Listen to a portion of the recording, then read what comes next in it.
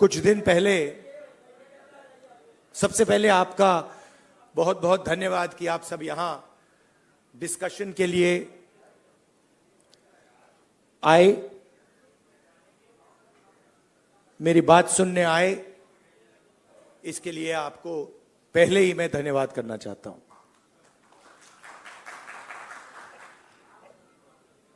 कुछ दिन पहले मैं रायबरेली गया था और वहां मुझे मोची की दुकान दिखी, तो मैं वहां रुक गया। मैं उनके पास जाके बैठ गया, समझना चाहता था ये कर क्या रहे हैं। बातचीत हुई और मैं उनको देख रहा था। मोची हैं, हाथ में अनलिमिटेड स्किल थी उनकी।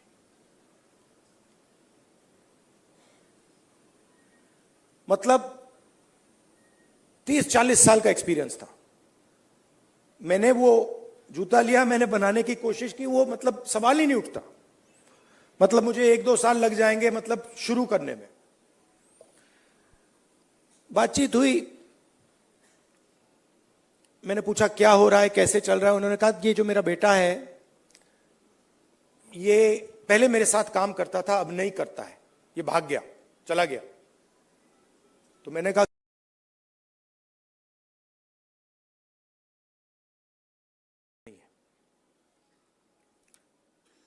और फिर उन्होंने मुझे बोला कि राहुल जी, मेरी लाइफ में सिर्फ एक व्यक्ति ने, मेरे पिता ने मेरी रिस्पेक्ट की है और किसी ने मेरी रिस्पेक्ट नहीं की। और ये सब लोग मेरा मजाक उड़ाते हैं।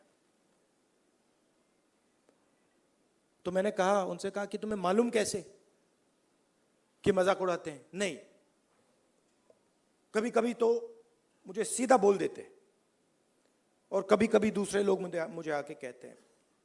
मैं जब जा रहा था मैं सोच रहा था, इतना हुनर है, इतनी स्किल है और किसी से इनको इज्जत नहीं मिल रही। और ऐसे हजारों लोग हैं। और ये हिंदुस्तान में हर रोज हो रहा है। इस देश में हुनर की इज्जत है ही नहीं। जिसके पास स्किल है, जिसके पास हुनर है, जो काम करना जानता है, उसकी इज्जत है ही नहीं। रियलिटी है ये देश की। और ये सारे के सारे जो नेटवर्क्स हैं, 21वीं सदी में हम इसको नेटवर्क कह सकते हैं। चाहे ये बढ़इयों का नेटवर्क हो, मोचियों का नेटवर्क हो, धोबियों का नेटवर्क हो,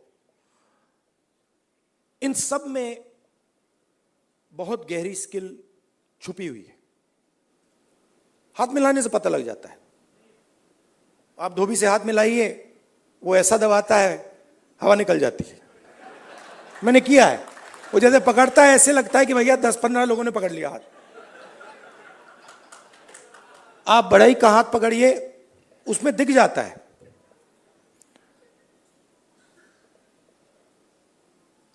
और फिर मैंने मोची भाई से बात की और मैं जो सिस्टम में काम करते हैं उनसे भी बात करता हूं, तो मुझे अंदर से दिखता है, बाहर से भी दिखता है। तो फिर जब मैं उनके साथ बैठा था, मुझे एक बात याद आई। यूपीए की सरकार थी और स्किल डेवलपमेंट मिशन यूपीए के सरकार ने शुरू किया। मतलब उसमें एक नए व्यक्ति को चीफ बनाया और उन्होंने मुझसे टाइम मांगा, तो मैंने कहा मिल लेता हूं। तो आए। टाटा कंपनी के लिए काम करते थे। आए, बैठे और उन्होंने मुझे, इंजीनियर थे शायद,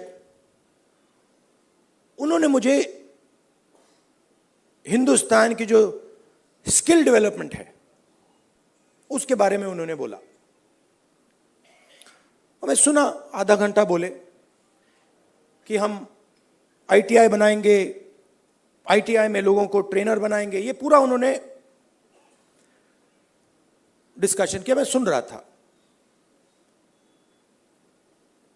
और फिर मैंने उनसे सवाल पूछा। मैंने कहा देखिए, आप आईटीआई में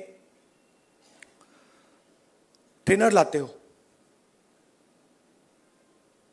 वो बढ़ई को कारपेंट्री सिखाता है, प्लम्बर बनाता है, मगर आपने एक बात कभी सोची? कहते हैं क्या? कि आप कह रहे हो स्किल डेवलपमेंट, मगर हिंदुस्तान में स्किल की तो कोई कमी नहीं है। मतलब आप आईटीआई में बढ़ई तैयार कर रहे हो, मगर हिंदुस्तान में लाखों बढ़ई हैं, उनसे आप क्यों नहीं ट्रेनिंग कराते?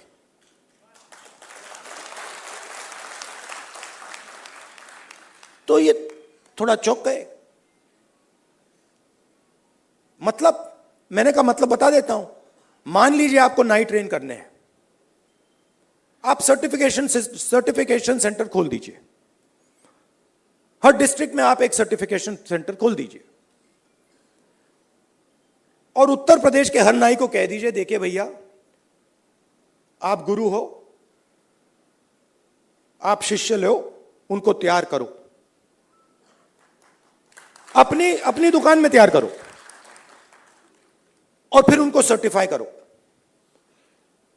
अगर आपके जो शिष्य हैं सर्टिफाई हो जाएंगे, आपको हम 100, 200, 500, 1000 रुपए बैंक अकाउंट में डाल देंगे। मतलब जो स्किल का नेटवर्क है उसका प्रयोग क्यों नहीं करते आप? बिल्कुल चुप हो गए। मतलब मुझे देख रहे थे कि ये मतलब व्यक्ति पागल है, इसको क्या हो गया।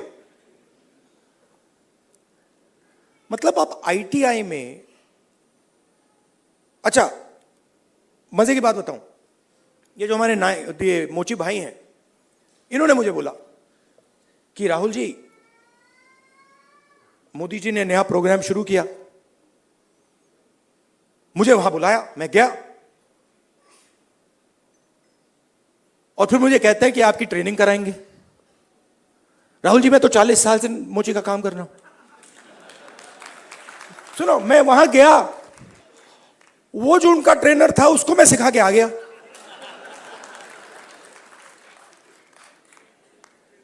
तो बात क्या है, चाहे नाई हो, बढ़ई हो, प्लम्बर हो, धोबी हो, मोची हो, किसान हो, नॉलेज इनके हाथ में है, मगर सिस्टम इनसे कोई बात ही नहीं करता। सिस्टम दूसरे डायरेक्शन पे चल रहा है। आपने आईटीआई बना दी, हमारी सरकार ने बनाई, मगर उसका जो नॉलेज सिस्टम है उसका तो कोई कनेक्शन ही नहीं है। तो मैंने उनसे कहा, देखो मैं आपको बताता हूं, अगर आपने नाई ट्रेन करने हैं, मान लो आपने हिंदुस्तान में 10 लाख नाई ट्रेन करने हैं, आप हिंदुस्तान के नाइयों को पकड़ो और कहो भैया आप ट्रेन करो, 6 महीने में 10 लाख नाई आपके सामने आ जाएंगे और कोई ज्यादा पैसा भी नहीं लगेगा, मगर ना। तो हो क्या रहा है,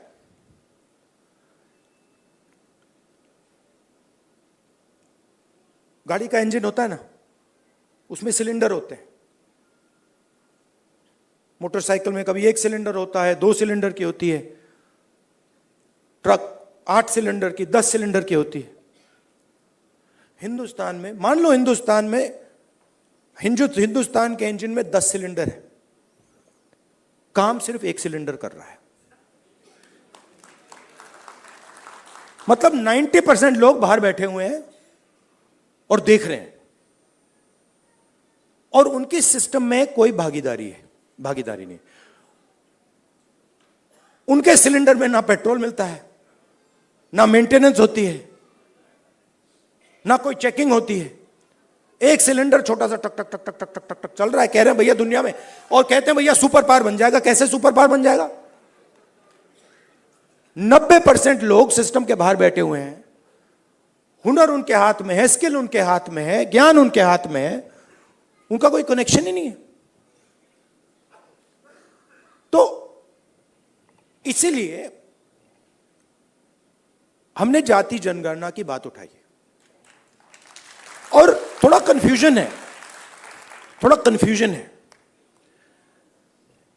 देखिए बीजेपी के लोग कह रहे हैं कि भैया देखो हम जाति जनगणना करेंगे, उसमें ओबीसी का सेक्शन दे देंगे।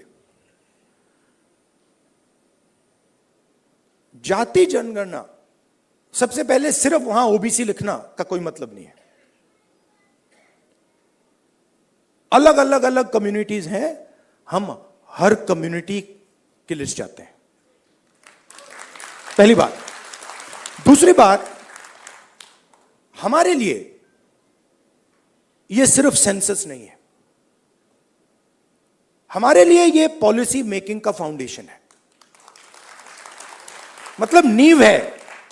और हम सिर्फ जाति जनगणना की बात नहीं कर रहे हैं, मैं यहां क्लियरली कहना चाहता हूं, जाति जनगणना से सिर्फ आबादी पता लगेगी, वो बहुत जरूरी कदम है,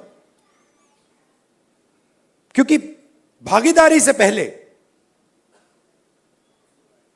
आबादी के बारे में पता होना पड़ेगा, क्योंकि भागीदारी तक हम बिना आबादी के तो पहुंच ही नहीं सकते। मगर आबादी लास्ट कदम नहीं है। आप यह मत सोचिए कि आइडिया यह है कि भैया जाति जनगणना हो गई, उसमें सबकी गिनती हो गई और बात वहां खत्म हो जाएगी। नहीं, यह मेरा विजन नहीं है, यह पहला कदम है। मेरा विजन है कि हिंदुस्तान में धन किस प्रकार से बांटा जा रहा है।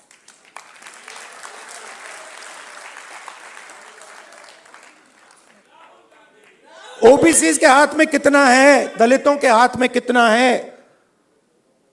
मजदूरों के हाथ में कितना है, पहली बात।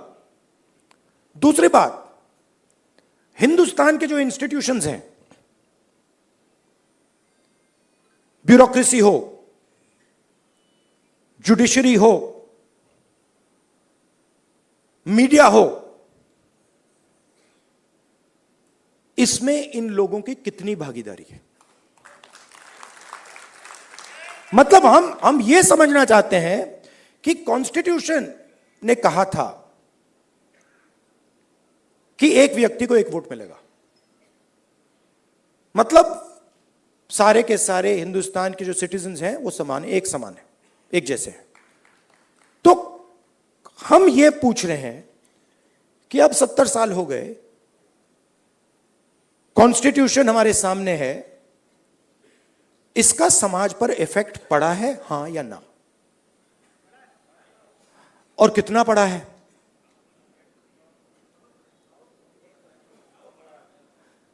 पड़ा है। मगर अगर मैं कॉर्पोरेट इंडिया को देखूं और लिस्ट निकालूं और हिंदुस्तान के 500 सबसे बड़े उद्योगपतियों की लिस्ट निकालूं, मैंने निकाला है, उसमें आपको एक भी दलित, एक भी आदिवासी, एक भी पिछड़े वर्ग का व्यक्ति नहीं मिलेगा। और सिर्फ कॉर्पोरेट इंडिया की बात नहीं कर रहा हूं, आप जुडिशरी देख लीजिए, कॉर्पोरेट इंडिया देख लीजिए, मीडिया देख लीजिए। आप मुझे बता दो, नेशनल मीडिया में दलित एंकर का नाम बता दो मुझे, आदिवासी एंकर का नाम बता दो, ओबीसी एंकर का नाम बता दो, कौन है बता दो। तो नैरेटिव बनाते ना। आप देखिए, हिंदुस्तान में 50% आपने कहा कि आधी आबादी ओबीसी है, उसमें आप 15% दलित जोड़ दीजिए, 8% आदिवासी जोड़ दीजिए। माइनॉरिटीज की बात मैंने अभी की भी नहीं। 73 आता है। 73% दलित, आदिवासी, ओबीसी। कॉर्पोरेट इंडिया में 0, मीडिया में 0। आप हो ही नहीं। तो अब हम अगर पॉलिसी बनाएंगे और हिंदुस्तान की जो सच्चाई, जो रियलिटी है, उसकी बेसिस पे हम पॉलिसी नहीं बनाएंगे तो उसका क्या मतलब है? तो मैं आपसे यह कहना चाहता था कि जाति जनगणना हमारे लिए सिर्फ गिनती नहीं है, जाति जनगणना हमारे लिए पॉलिसी फ्रेमवर्क है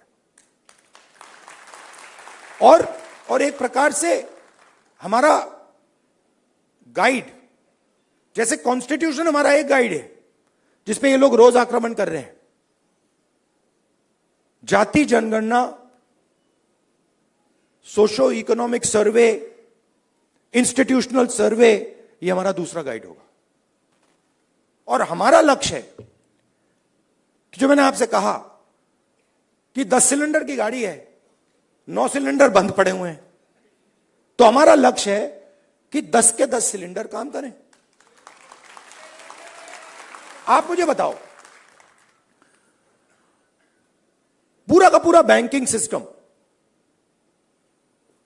पूरा का पूरा बैंकिंग सिस्टम, नरेंद्र मोदी ने 16 लाख करोड़ रुपए 25 लोगों का कर्जा माफ किया है। शेम, 16 लाख करोड़ रुपया। अच्छा, उन 25 लोगों में एक दलित नहीं था, एक आदिवासी नहीं था, एक पिछड़ा नहीं था, एक माइनॉरिटी नहीं था। तो पूरा का पूरा बैंकिंग सिस्टम 15 लोगों के लिए बनाया गया है। ये जो हमारे भाई हैं जो मोची का काम कर रहे हैं, जिनको पूरी लाइफ में इज्जत नहीं मिली, इनके लिए एक बैंक क्यों नहीं है जो इनकी मदद करे?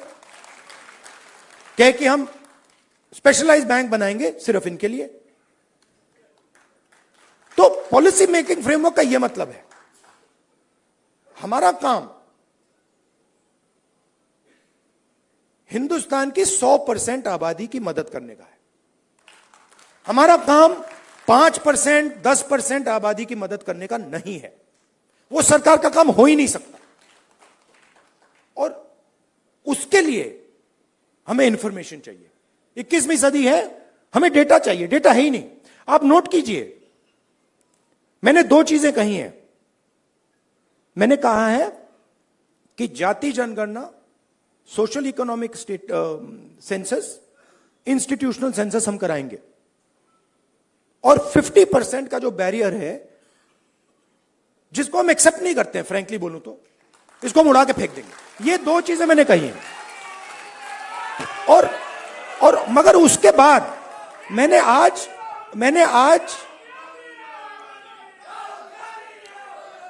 तक, सुनिए, आज तक उसके बाद हम क्या करेंगे मैंने नहीं बोला है, क्योंकि पहले मैं चाहता हूं कि हमारे सामने डेटा हो कि भैया इतने दलित हैं, हिंदुस्तान के इंस्टीट्यूशन में उनकी इतनी भागीदारी है। रिजर्वेशन की बात होती है मगर चांस नहीं मिलता। सच्चाई है, सब जानते हैं। उल्टा हो जाता है, लैटरल एंट्री हो जाती है। लैटरल एंट्री हो जाती है। मैं आपको गारंटी देता हूं, लैटरल एंट्री में आपको 90% का कोई नहीं मिलने वाला। एक साइड आपको लैटरल एंट्री से मारते हैं, दूसरे साइड कॉन्ट्रैक्टर। तो मतलब नीचे देखो वहां पिटाई हो रही है, ऊपर देखो वहां पिटाई हो रही है, साइड देखो वहां पिटाई हो रही है, मतलब जहां भी देखो। और 90% आपकी आबादी है। अब अगर आपकी 10% होती तो कोई कह सकता हाँ भैया 10% आबादी है, ठीक है, बट 90% आबादी, आपके बिना देश ही नहीं चल सकता। और फिर मीडिया में आपको दिखेगा भैया, एक पहले क्या होगा, वो बॉलीवुड की बात करेंगे, वहां पे डांस गाना दिखेगा, उसमें भी आपको कोई 90% का नहीं मिलने वाला। कोई नहीं मिलेगा। मैंने चेक किया भाई, मैंने लिस्ट निकाली है। मैंने कहा भैया मिस इंडिया की लिस्ट निकाली मैंने कहा देखता हूं। मैं कहता हूं देखो यार, अच्छा अब कहते हैं मिस इंडिया की लिस्ट निकाली मैंने। सुनो सुनो, मैंने मिस इंडिया की लिस्ट निकाली। कहा ठीक है देखते हैं। मतलब माइनॉरिटी भी 90% में आती है मैडम, आप भी शामिल हैं। और आपको और शायद जो आपके साथ हो रहा है वो सबसे ज्यादा खराब है। मतलब आप पर तो डायरेक्ट आक्रमण हो रहा है, राइट? मगर आप भी 90% में हैं।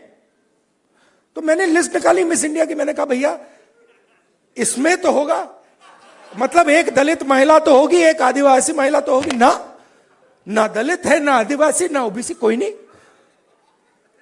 तो डांस गाना चलेगा वहां पे, कोई क्रिकेट की बात करेगा,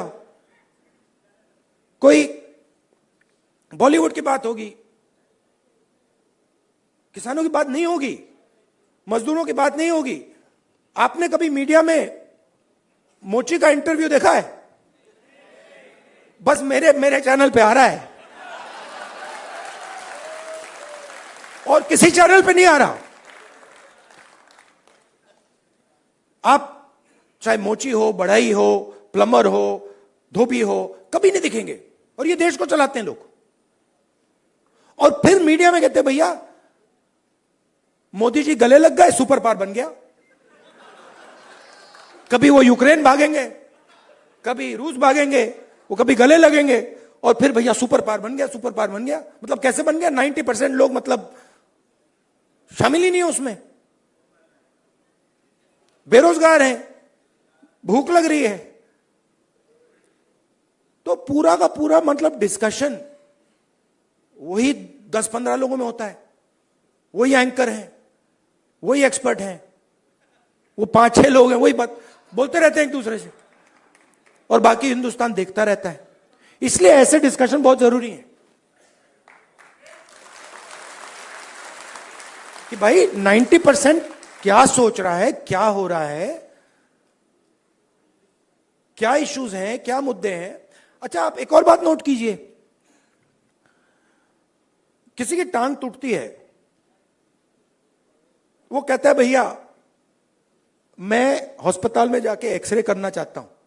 कभी कोई उससे कहता है नहीं करो एक्सरे? कभी नहीं, कोई नहीं कहेगा ना कि भैया एक्सरे मत करो। वो चिल्ला रहा है कि भैया मेरी टांग टूटी है, लोग कह रहे नहीं एक्सरे मत करो। नहीं, बट यहां ये हो रहा है, मैं कह रहा हूं जाति जनगणना करना है, एक्सरे करना है, सारी मीडिया वाले कह रहे हैं नहीं करना है। क्यों नहीं करना है? मतलब हमने उसके बाद एक शब्द नहीं बोला क्या करेंगे, हमने सिर्फ यह बोला कि भैया हमें डेटा चाहिए। दलित कितने हैं, आदिवासी कितने हैं, माइनॉरिटीज कितने हैं, जनरल कास्ट के लोग कितने हैं, गरीब जनरल कास्ट के लोग कितने हैं, और कौन सी संस्थाओं में बैठे हैं, बिजनेस में कितने हैं, बॉलीवुड में कितने हैं, मिस इंडिया में कितने हैं। बस हम पता लगाना चाह रहे हैं। सारे के सारे मीडिया वाले, मोदी जी कहते हैं नहीं भैया पता नहीं लगाओ, देश को बांट रहे हो। भाई 90% की हम बात कर रहे हैं, आप कह रहे हो देश को बांट रहे हैं। कैसे देश को बांट रहे हैं? मतलब हम सिर्फ ये कह रहे हैं कि भैया 90% लोगों के पास भागीदारी है, हां या ना, चेक करो। कहते हैं नहीं देश को बांट रहे हो। तो जो भी संस्थाएं हैं, इलेक्शन कमीशन हो, मीडिया हो, फ्री मीडिया हो, जुडिशरी हो, ये सारी की सारी संस्थाएं कहां से आई? ये इधर से आई। आप इसको मिटा दो तो हिंदुस्तान में एक संस्था नहीं बचेगी। कोई इलेक्शन कमीशन नहीं बचेगा, कोई रिजर्वेशन नहीं बचेगा। जो आपने कहा कि कॉन्स्टिट्यूशन से फायदा मिला, वो 5-10 साल में सब खत्म हो जाएगा। तो जाति जनगणना जो है वो इसको मजबूत करने का काम है। ये आप समझिए, कॉन्स्टिट्यूशन की रक्षा हम कर रहे हैं जाति जनगणना के थ्रू। क्यों? क्योंकि इसको 10% ने नहीं बनाया है, इसको 100% ने बनाया है। और मैं यह भी कहना चाहूंगा कि इसकी सबसे ज्यादा रक्षा आप लोग करते हो। इसकी रक्षा गरीब करते हैं, किसान करते हैं, मजदूर करते हैं, दलित, आदिवासी, पिछड़े लोग, गरीब, जनरल कास्ट के लोग इसकी रक्षा ये करते हैं। अदानी जी इसकी रक्षा नहीं करते।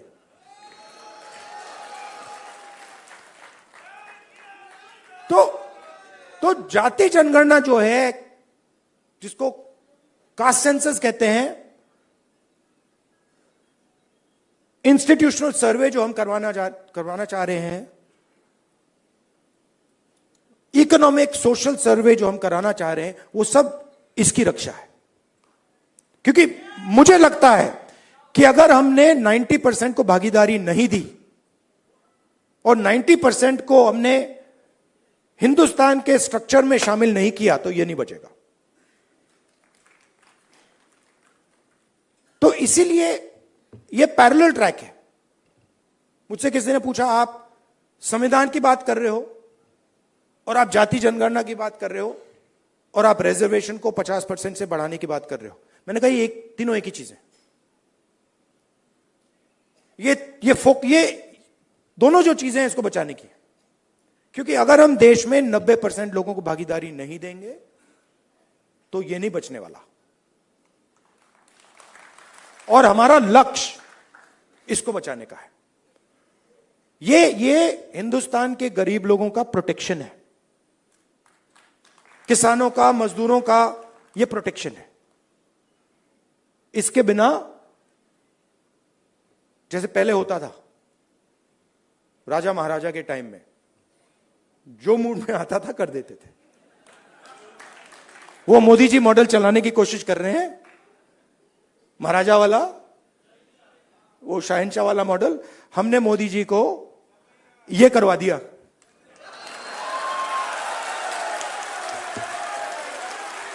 आप अपने आप को नॉन बायोलॉजिकल समझते हो। आप अपने आप को नॉन बायोलॉजिकल समझते हो। आप अपने आप को डायरेक्ट भगवान के साथ कनेक्शन समझते हो। Wrong number. Wrong number.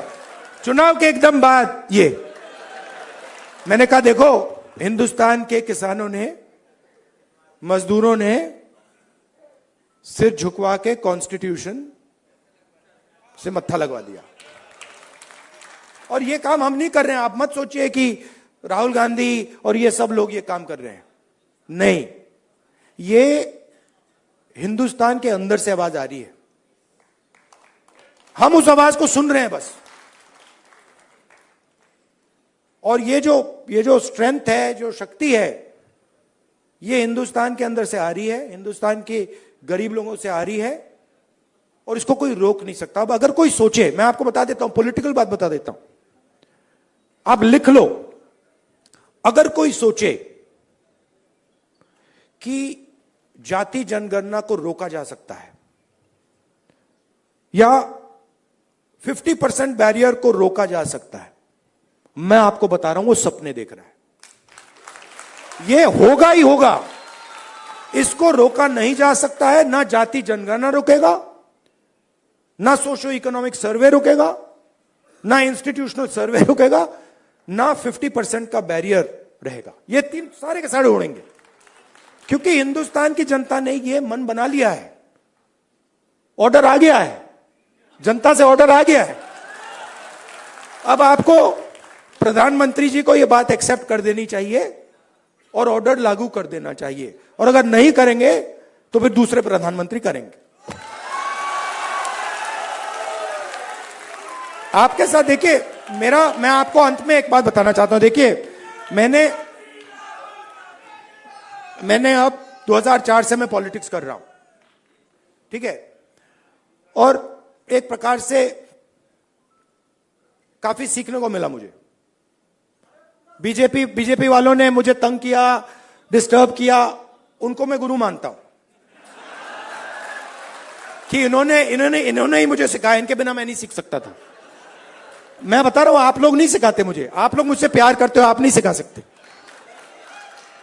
उन्होंने मुझे सिखाया, तो वो एक प्रकार से मुझे उन्होंने डायरेक्शन दी, भैया क्या नहीं करना है, उधर देखो, वो नहीं करना।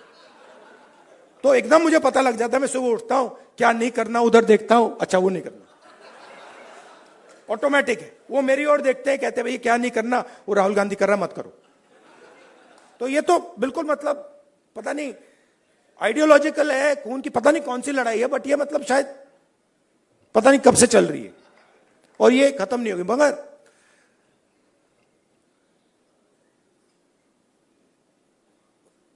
हर राजनेता के लाइफ में, हर में नहीं मगर जो सीरियस राजनेता होते हैं उनकी लाइफ में कभी कभी राजनीति से आगे चीज बढ़ जाती है। मैं जाति जनगणना राजनीति के लिए नहीं कर रहा हूं, ये आप मत सोचिए, मुझे इसमें इंटरेस्ट नहीं है। मैं पता है क्यों कर रहा हूं, क्योंकि मुझे जब मैंने हजारों लोगों से बात की है, जब मैंने उस मोची भाई से बात की ना और उसने मुझे बताया कि किसी ने मेरी इज्जत नहीं की लाइफ में, मैं इस बात को एक्सेप्ट नहीं कर सकता। मैं इस बात को एक्सेप्ट करने को तैयार नहीं हूं कि हिंदुस्तान में ऐसे लोग हैं जिनके पास हुनर है, एक्सपीरियंस है, समझ है, मगर रिस्पेक्ट नहीं। मैं इसको एक्सेप्ट नहीं कर सकता। बाकी लोग एक्सेप्ट कर ले, मुझे कोई फर्क नहीं पड़ता। तो मेरे लिए ये औजार है, जाति जनगणना हो, 50% रिजर्वेशन हो, मेरे लिए ये जो हिंदुस्तान के जो आत्मा है, 90% जिसको मैं कहता हूं, गरीब लोग हैं, किसान हैं, उनको इस देश में शामिल करने के औजार है। और मेरे लिए ये मिशन है, मेरे लिए ये, इसमें कोई मतलब, आप देखोगे आने वाले समय में पॉलिटिकल नुकसान भी होगा तब भी करूंगा,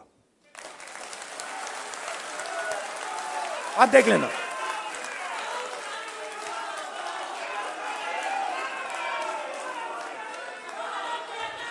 तो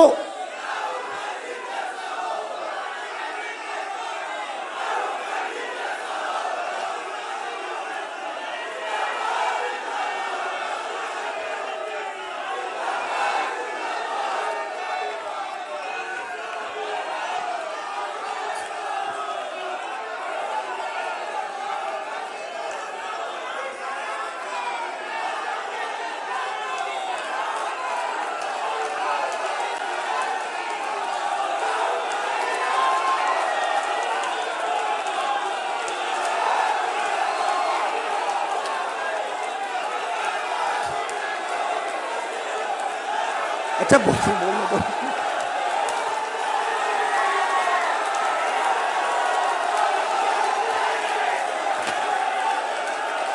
क्या बोलने तो दीजिए।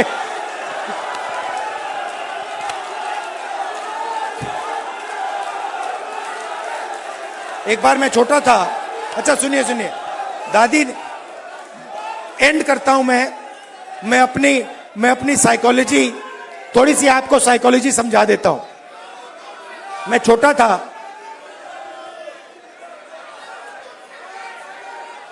सुनिए थोड़ी सी मैं आपको, तो हुआ क्या, एक दिन एक जर्नलिस्ट आए मेरे पास, लव यू ब्रदर,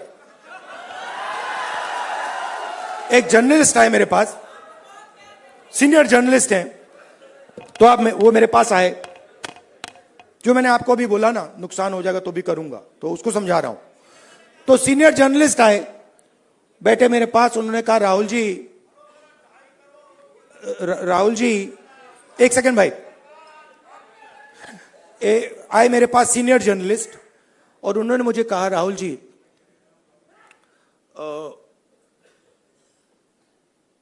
मैं पाकिस्तान के नेता थे, पता नहीं मुशर्रफ थे या नवाज शरीफ थे, मैं उनको बहुत अच्छी तरह जानता हूं। उन्होंने मुझे कहा, तो मैंने कहा, तो उन्होंने कहा कि मैं उनसे जाके मिला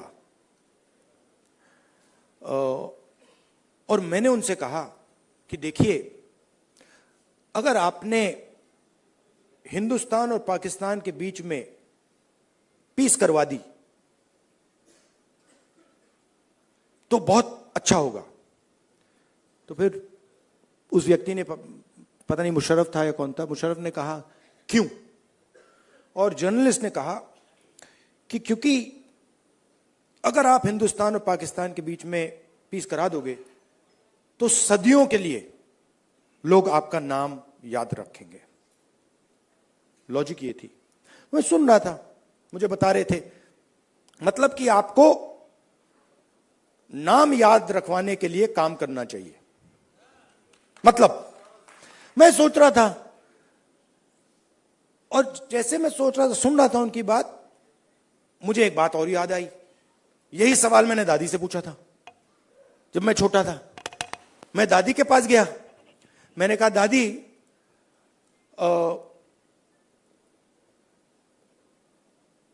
जब आप मरेंगी, मरने के बाद आपको कैसे याद, लोग कैसे याद करना चाहिए, लोगों को आप कैसे याद करना चाहिए? दादी का जवाब पता है क्या था? मैंने कहा आप क्या चाहती हैं कि लोग आपको कैसे याद करें? हां, नहीं, उनका जवाब था मैं चाहती हूं कि याद ही ना करें। मतलब क्लैरिटी थी, मैं काम याद करवाने के लिए नहीं करता हूं, मैं काम करने के लिए करता हूं। मुझे याद शाद का कुछ नहीं लेना देना। वो ये जो याद वाला है वो नरेंद्र मोदी जी का काम है। तो मुझे, मेरी थिंकिंग है कि हिंदुस्तान के 90% की जो शक्ति है वो हिंदुस्तान को बनाने में लगे। इंजन, पूरा इंजन स्टार्ट हो, 10 के 10 सिलेंडर चलें और लोगों को मजा आए कि भैया हिंदुस्तान है, इसमें भागीदारी है, इसमें रिस्पेक्ट है, इसमें आदर है, और हम सब मिलकर इस देश को आगे ले जा रहे हैं। धन्यवाद, नमस्कार।